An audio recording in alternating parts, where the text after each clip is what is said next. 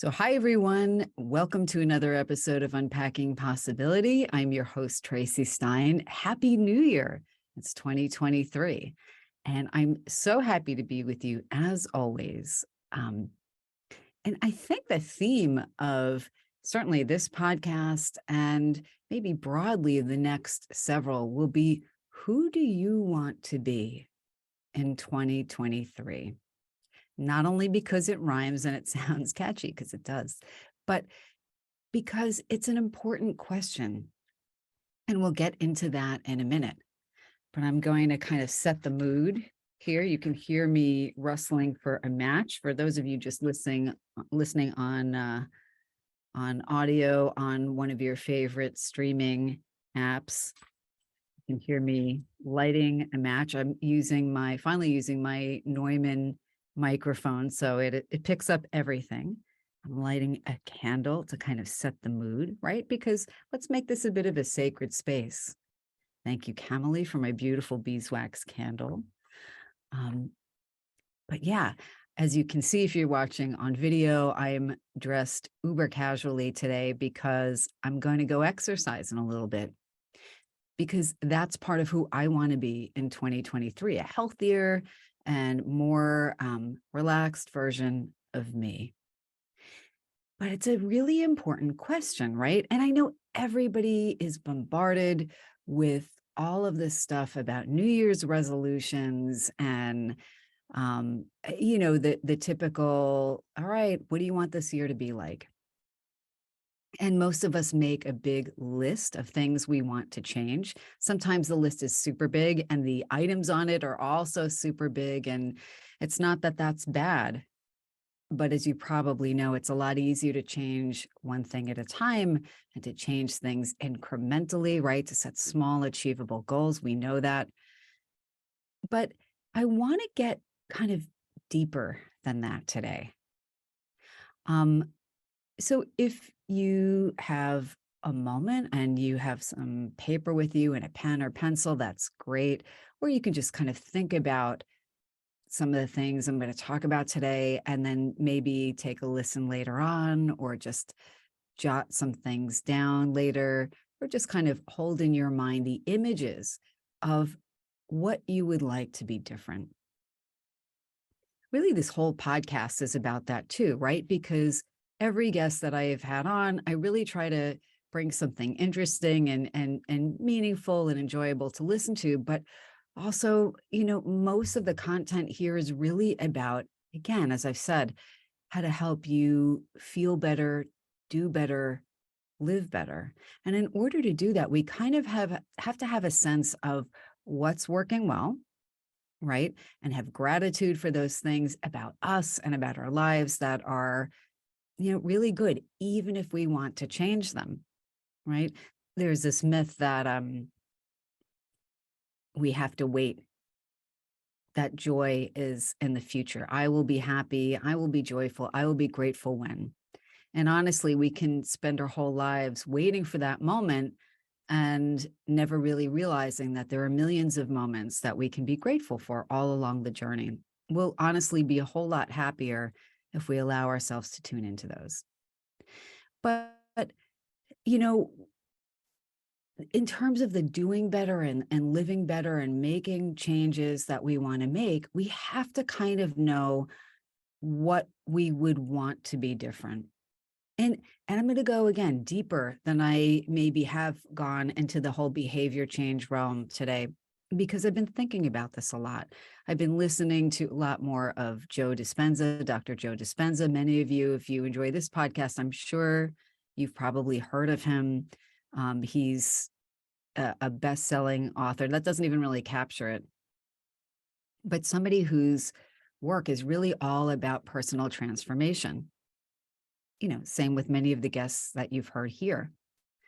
But one of the things Dr. Joe says that is really interesting and provocative and important for us to give some thought to is, he says that really to make lasting, meaningful change in our minds and our emotions and in our bodies even, we have to kind of change our personalities. And that's kind of an interesting thing for psychologists like myself to think about because we're trained that, you know, kind of early on, your personality pretty much forms. And then you also have your thoughts and your emotions and your reactions to things. And we can work on those. We can improve our coping skills and we can learn to reframe things cognitively. And that can help quite a lot in terms of mood management and so forth. But that our personalities are essentially kind of static, not static, but kind of the foundation of who we are.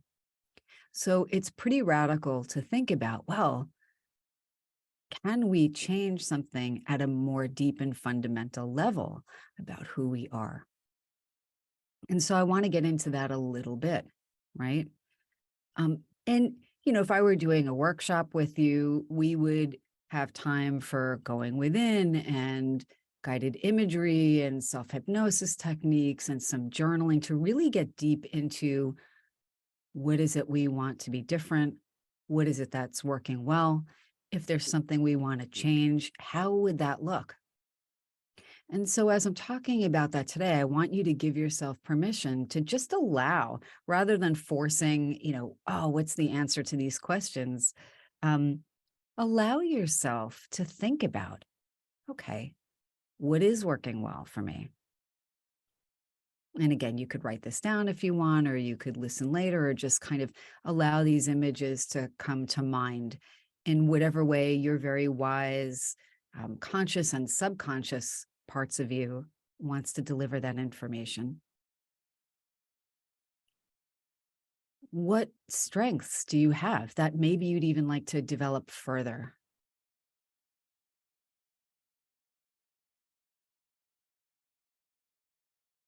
What things, not only within you, but in your external world, would you really like to be different?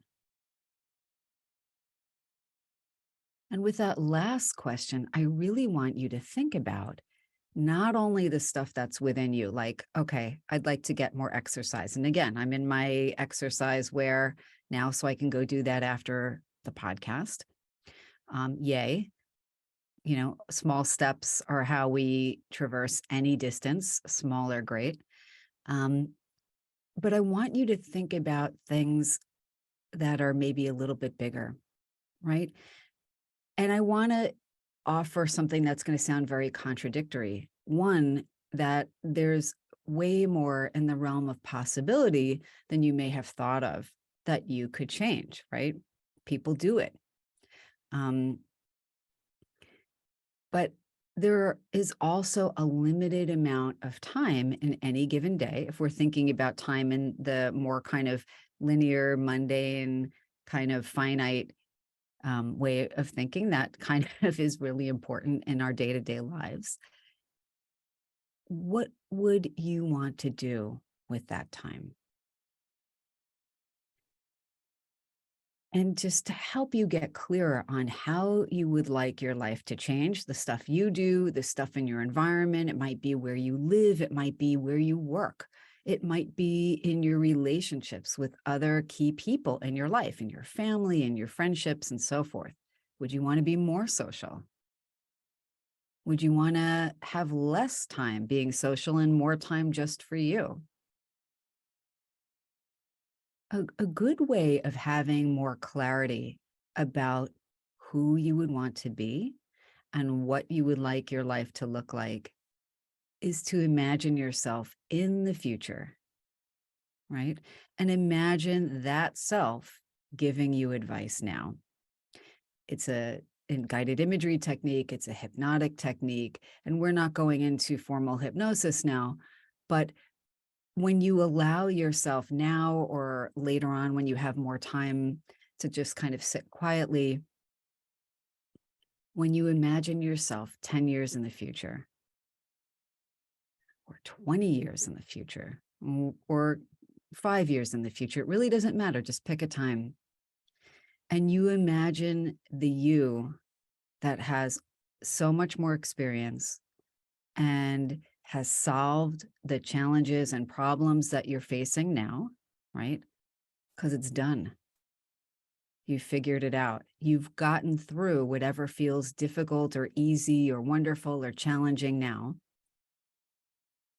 So you now know even more in that future time.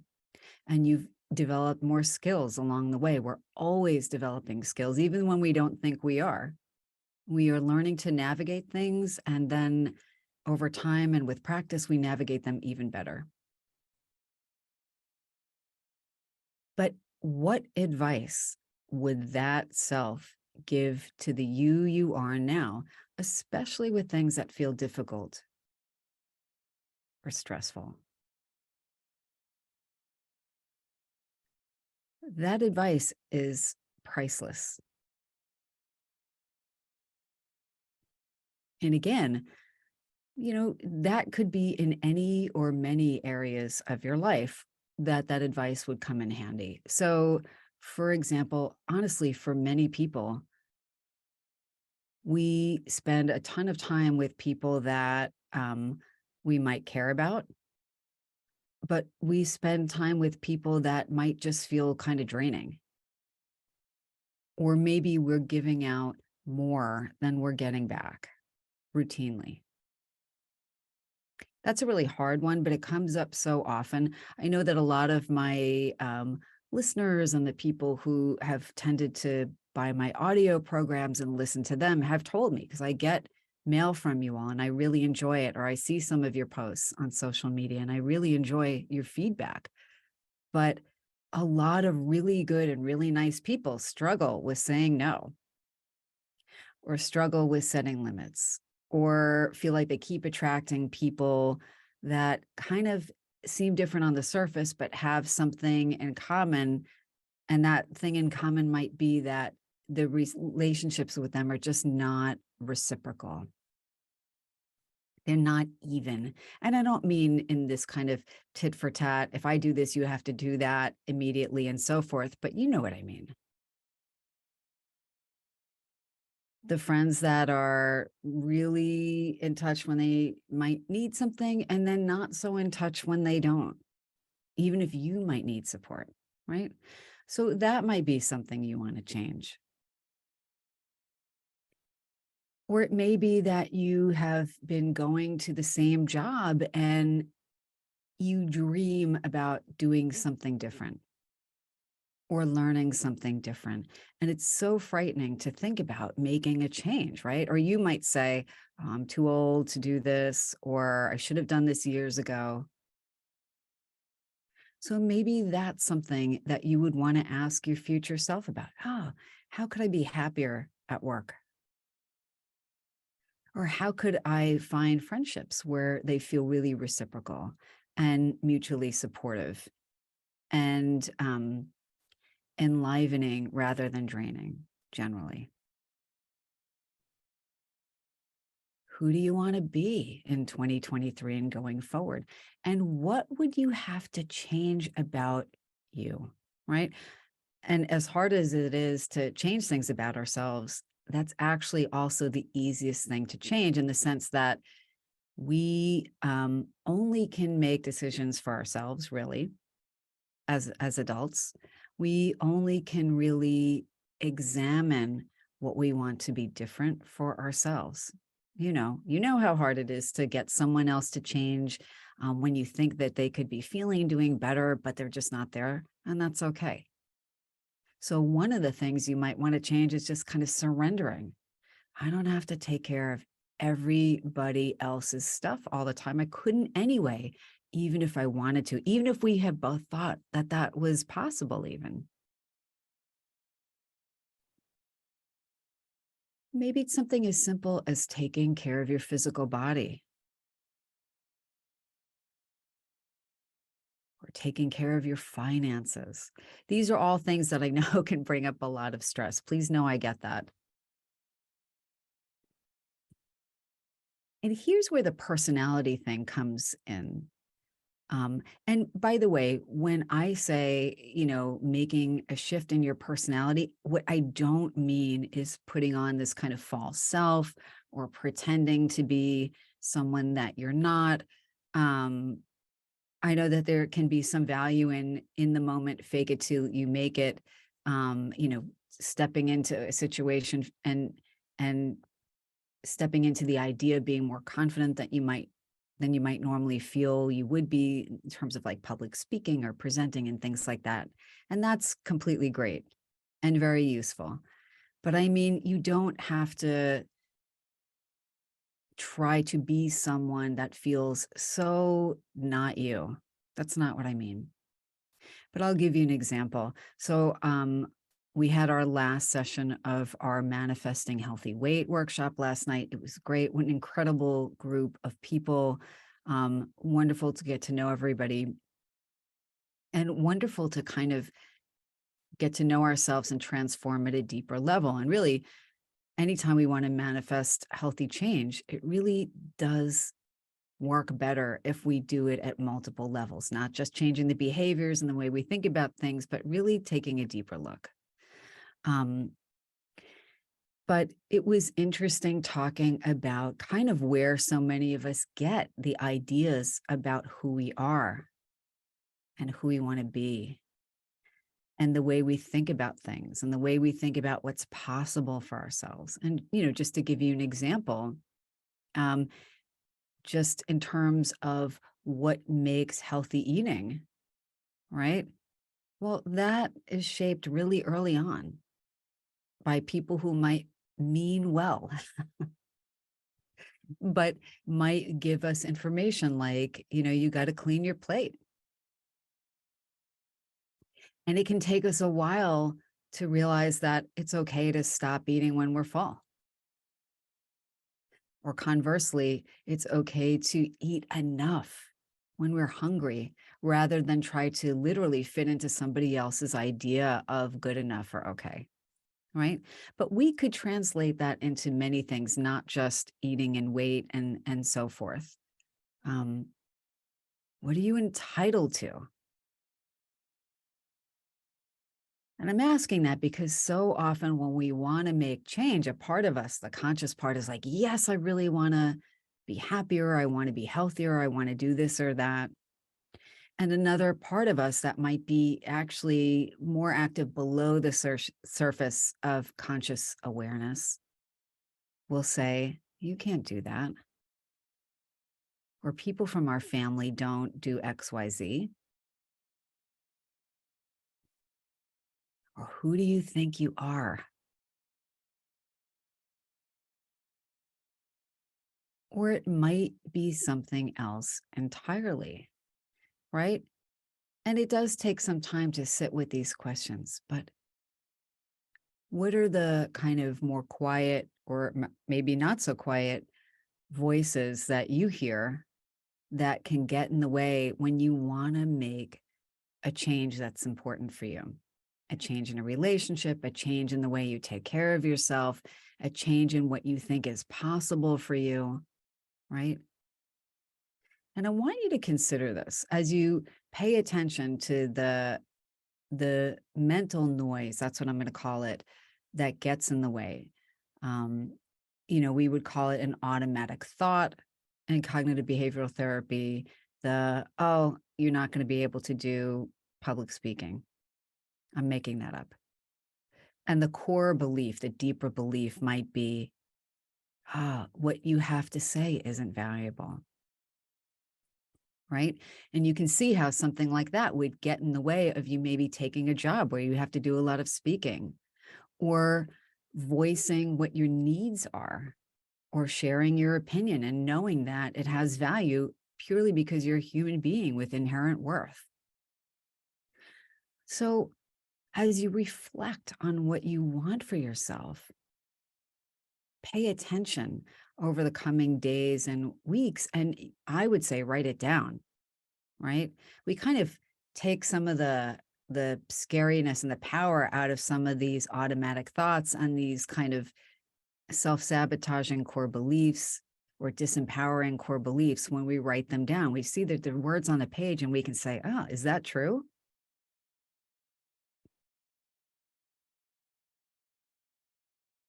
And then as you do that and say, okay, what do I want?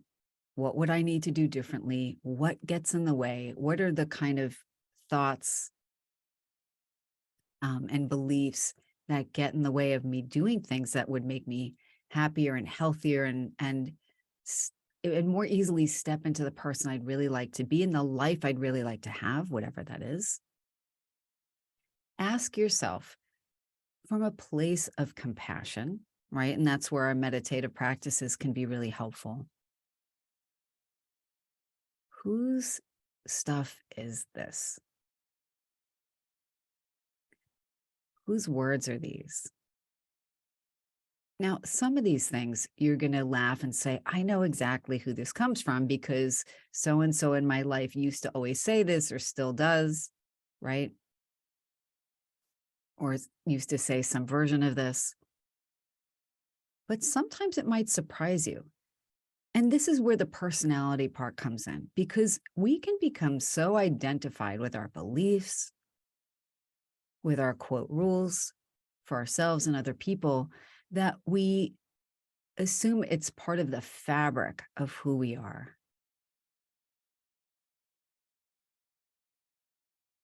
Right? Part of our personality. This is just who I am. How many times have you said that to someone else or to yourself? Or maybe someone in your life who's pretty challenging when you've said, yeah, I don't like this, or this doesn't feel good when we interact this way. And they say, this is just who I am, like love it or leave it. But what if that's more mutable, more changeable? I'm not saying it's easy. It's going to be a process, but just realizing what stuff of your stuff is really somebody else's stuff. And what if you could use the power of your wonderful and incredible mind and imagine, and I'm using my hands if you see me on video, but taking that thing, that belief, as if it's something concrete, an object. You can picture it as like a boulder that's been weighing you down. Oh, you can hear my stomach growling because I haven't eaten yet.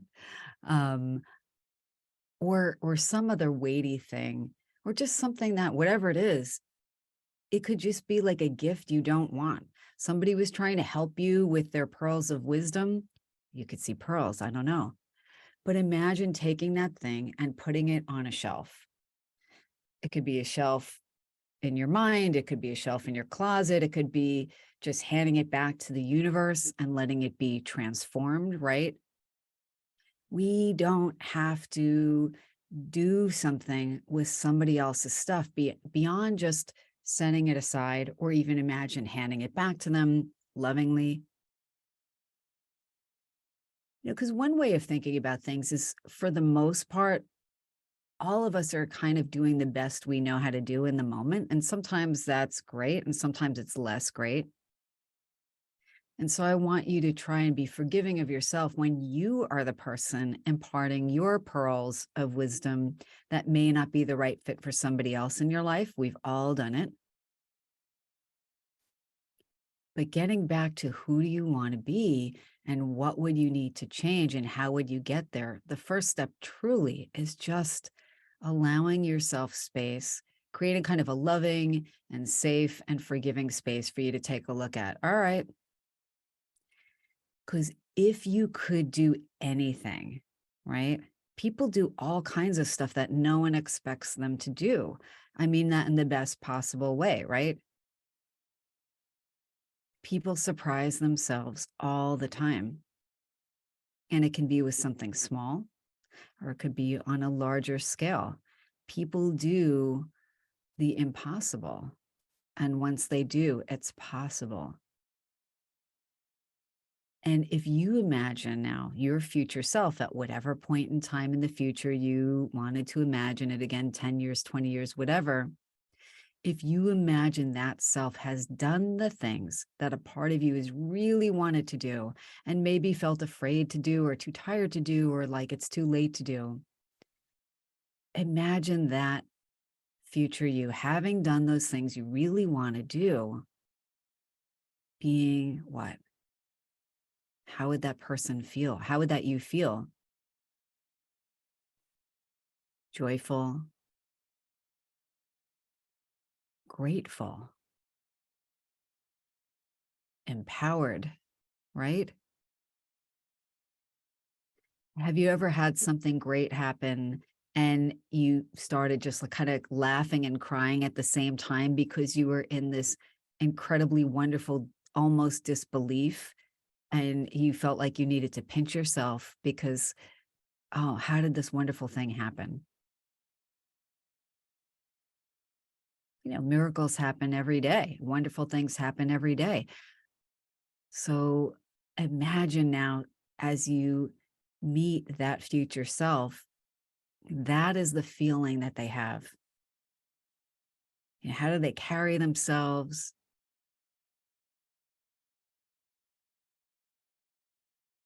How do they walk? What are they wearing? What's the expression on their face? Who do they spend time with?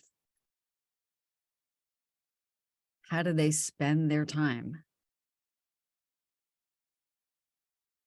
Imagine stepping into that experience. And given that, what advice would they give you now?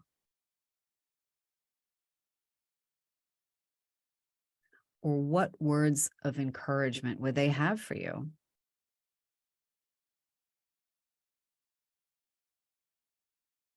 And it might be something as simple and beautiful as, I love you. We're in this together. You can do it. We make it happen.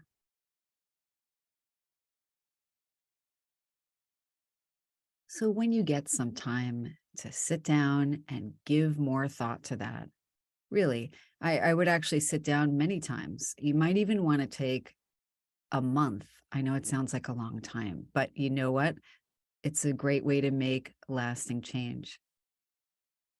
Because the more you do this exercise, writing these things down, visiting with this you that has already done the things that you really want to do, and you might actually be a little afraid of or a lot afraid of doing now, um, the more real those feelings will be for you in the now. You don't have to wait to the future to feel really good in the now.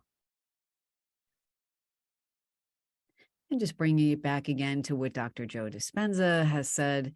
But again, make this your thing. Find the way of thinking about this that works the best for you. But what Dr. Joe has said in his books and in his talks is, and he's not the only person to say it, but I'm using him because I'm using him as an example because so many people are familiar with his work. As you create and experience those feelings in the now, those feelings that you imagine and know that you would have and you will have in the future, you actually increase the likelihood of attracting those experiences to you. You are sending out a different signal to the universe, right? That's a more kind of esoteric way and metaphysical way of thinking about it. But he's really talking about manifesting. And actually, I think it works. Sorry, there's my stomach growling again. I should not record so early, right? But think about it.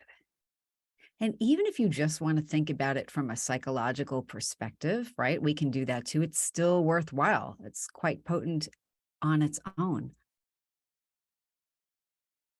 Once you have had the experience internally in your mind, in your body, in your emotional state of doing those things that you really want to do that will bring you joy, you actually are shifting your personality. You are changing your expectations.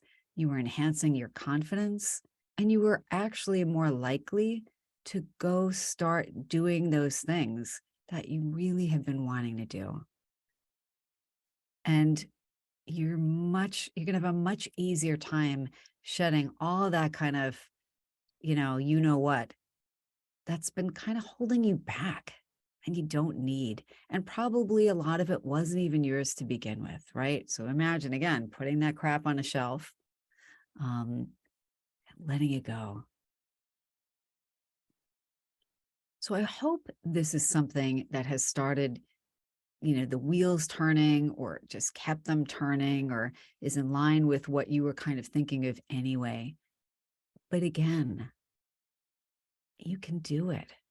And you don't, it doesn't have to be this thing that feels scary or overwhelming. As I say, not infrequently, how do you run a marathon versus how do you walk a block? Step by step, right? You can do that. So I'll leave you with those questions, and I want to hear from you what you think and what you've discovered about yourself and what you'd like to hear more of. And if you want more content like this, or guided meditations that go a little more in depth, you can find my audio programs, my meditations and self-hypnosis and guided imagery now all at hayhouse.com and on the Hay House Empower You Unlimited audio app. Yay. So great. Feel so privileged to be a part of that community. I'll also have some new guided imagery coming out with HemiSync in the next few months. So I hope you check that out as well, right? And until next time, I just wish you all the very best, and that you treat yourself with all the love and kindness that you deserve. This has been another episode of Unpacking Possibility with Dr. Tracy Stein. If you liked the episode, please remember to like, share, and follow. It really helps me to continue bringing more great content to you. And of course, you can catch the podcast on all of your favorite streaming services, including Apple, Spotify, Amazon, YouTube, and elsewhere.